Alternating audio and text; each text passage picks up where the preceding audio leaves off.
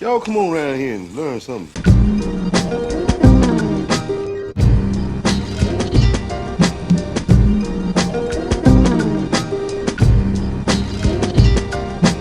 See, in my days, the barber was more than just somebody who sit around in a blue shirt with a drawers hanging on. In my day, barber was counselor, fashion expert, style coach, pimp, just general all-around hustler.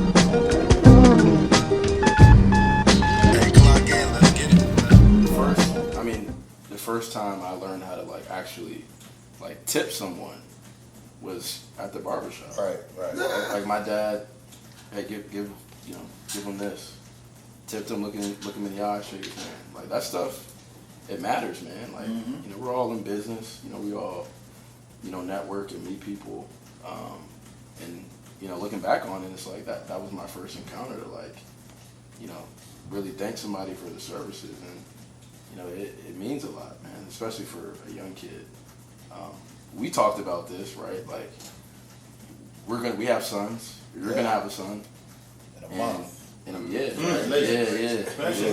That's crazy. It's around the corner. Yeah, like it's pivotal for us to take our sons to the barbershop, not only for their haircut, but I mean just life, man. Like the conversations that we have, the people that you meet. Yeah. The confidence, right? Like I played a sport, going into the barbershop and people, man, I saw your game last night. Like you get that barbershop stamp. Yeah. It's different, man. It's different. It really is. But it goes both ways too, because he's a girl dad. And his My daughter was like, she wasn't feeling well today, so I wasn't gonna bring her out. And you know what I'm saying, because she wasn't feeling well. I was like, babe, I'll get my hair cut, I'm gonna pick you up afterwards. Or I got her because she didn't want me to push back my time, so she was like, come get me. So I got her. I was like, well, I'm just not gonna get my hair cut today because you don't feel good. She was like, oh, nah. I want to go to the barbershop. I was like, but you don't feel good. She was like, yeah, but I like seeing you in the barbershop. I like going there because it's fun. She sit in a chair. She don't run down the street. She sit in the chair. She ain't even like, I went to home to get the switch so she would have something to do. But she just likes the interaction of like me and Kev talking or not, or scream, yelling, whatever. However we go conversation. But she just likes the interaction because like I knew that when I brought her. The first time I brought her, I was like, I wanted her to see me in an environment where people show me love and like appreciate, because she only sees such a small window of my life because I'm private. You know what I'm saying? I don't bring my baby out and do.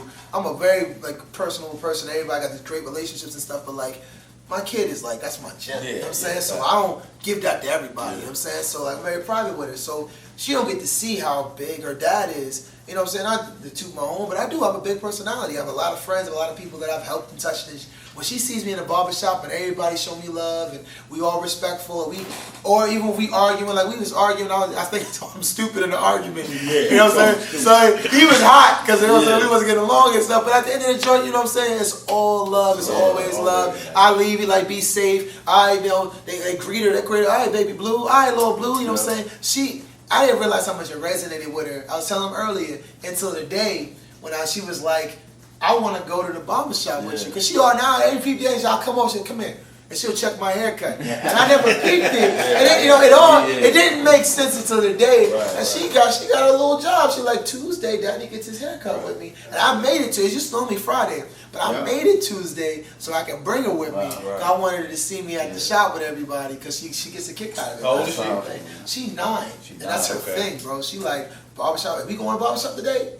Like, nah, not today. But like, oh, man. Well, I think it's important, man, because like so I'll FaceTime. You interact with a lot of different black men, and she's going to be learning different things about, honestly, how to treat a black man, right? Because you brought up the point that she's not used to seeing you get love like that. And honestly, we don't really get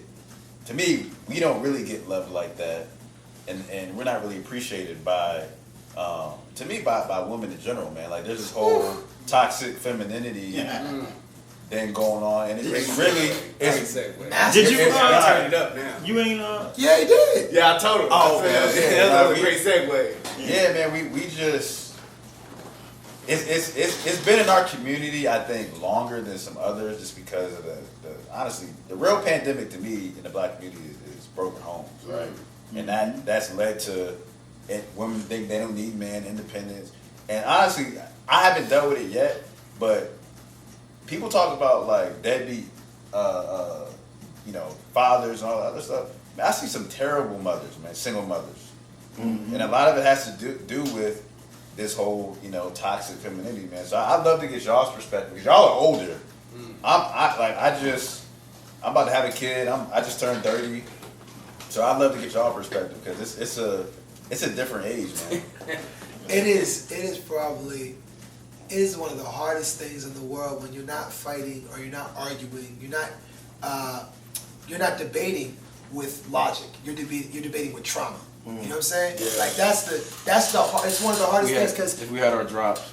as a person that's like I'm a people person, right? So being like a career bully and like you're a bully, you look at the things you don't like in yourself, you see in people. The things you want in yourself, you look at people and you try to destroy that in them because you hurt, right? That's what bully. That's like the essence of a bully, right? So because I was like career bully, I see people and I'm like, damn, I see things that I like, but me, I'm like, I want to emulate those things. I like the patience, I like the mindset, or I think that the more you put in your pot, the more value you have, right? So like I'm always saying things. So no matter how much I might dislike a person's behavior, I can look at what I like about them and make that the forefront. So with that being said, like some people are so stuck in their whatever mentality they have that trauma is projected into every relationship they have, whether it's good or bad. Now I was reading this thing, I was watching this thing, 'cause I do little geographic or like TED Talks with my daughter. When she reading or playing games, I put on stuff to feed her mind. So I read, and the funniest joint, dude does neurological pictures. He takes pictures of the brain,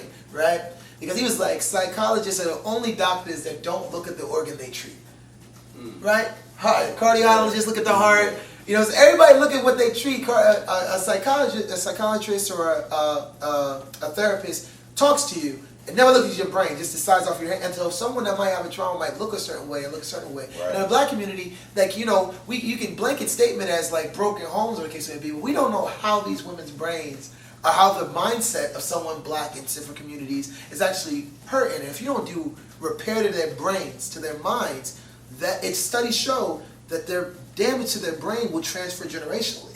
So you get a generation of people who have these brain damage, like literal brain damage. The pieces of their brain don't function the same way. Logic isn't the same logic for everybody, and it just perpetuates this culture of like men have this. We have to prove ourselves as men in this toxic way. You can't be sad. Can't need your brother, because you got to do it on your own. Can't need her to be patient. You got to be able to deal with her being disrespectful. There's all these things you can't do to be a man that you got to deal with. So I think, when you say toxic femininity, that is the hardest thing in the world to deal with as a man, especially raising a daughter, because like, when you see that shit in your kid, right?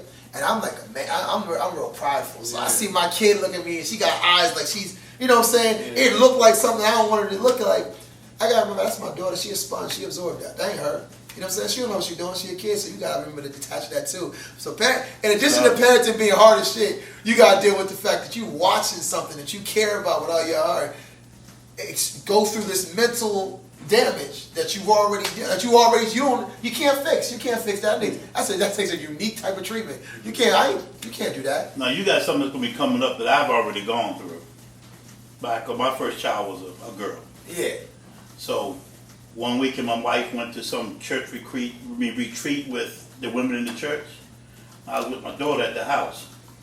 And I was upstairs and my daughter yelled, "Daddy, we don't have any napkins." I saw the napkins in the kitchen underneath of the sink there. She said, "No, I don't mean those." Okay? Now, I'm going to go back when I was coming up in the projects in D.C. It was me, my mom, and 3 sisters. There was only one product for women's monthly. Now they call it, Lucy or whatever, Aunt so-and-so, Aunt Flo. This is so dismissive. This hand just is so dismissive. And where I lived at, you had to go up the alley. Everyone's back out. Everyone's sitting on the back porch, This product came two color boxes, pink and blue. And they did not fit in the brown paper bag.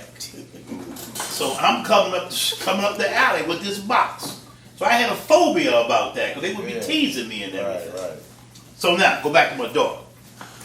I told my daughter, okay then, let's go up to the store. I'll give you some money, you go and buy whatever you need. She says, I'm not going in there and buying that. You know, you go in there and buy that. First thing happened to me, I flashed back to me carrying that box running up the street, you know.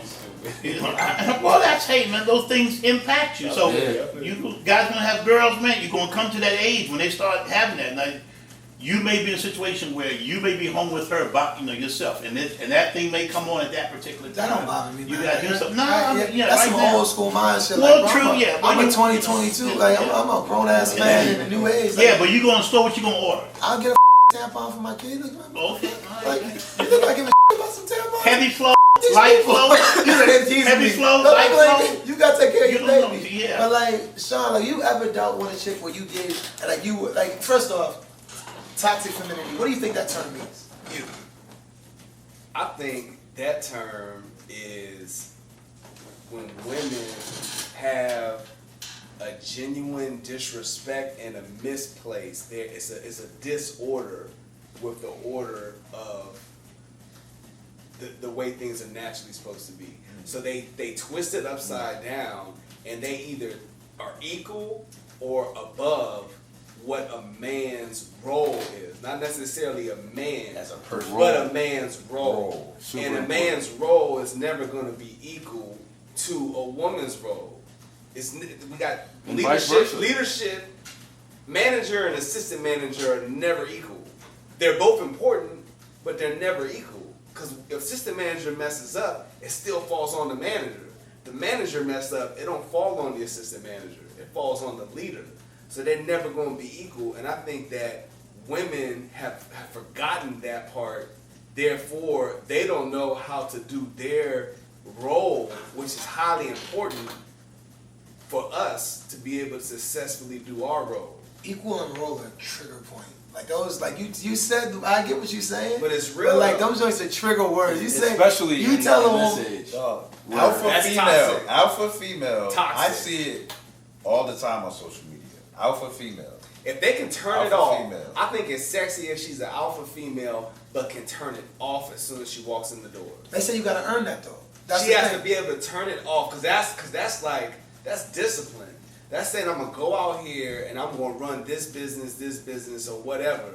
But as soon as I come in the door, I hand you the She can baton. be submissive. You are the one I choose to lead. Most women say That's that dope. they need you to show them that they can submit to you, and like you said, there's this So I kinda disregard for the man, right? Yeah, There's man. disregard for the man. What about you, Kev? What do you think a toxic femininity is? I don't even know.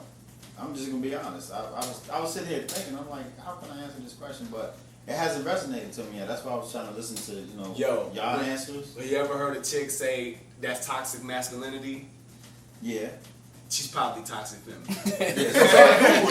So I She's did probably Google toxic. it. Yeah, go ahead. So I Googled it, and I came up with toxic femininity is when women use their gender to obtain certain privileges. It is when indirect modes of confrontation are masked with gentleness. It is when empathy turns into ethical short-sightedness.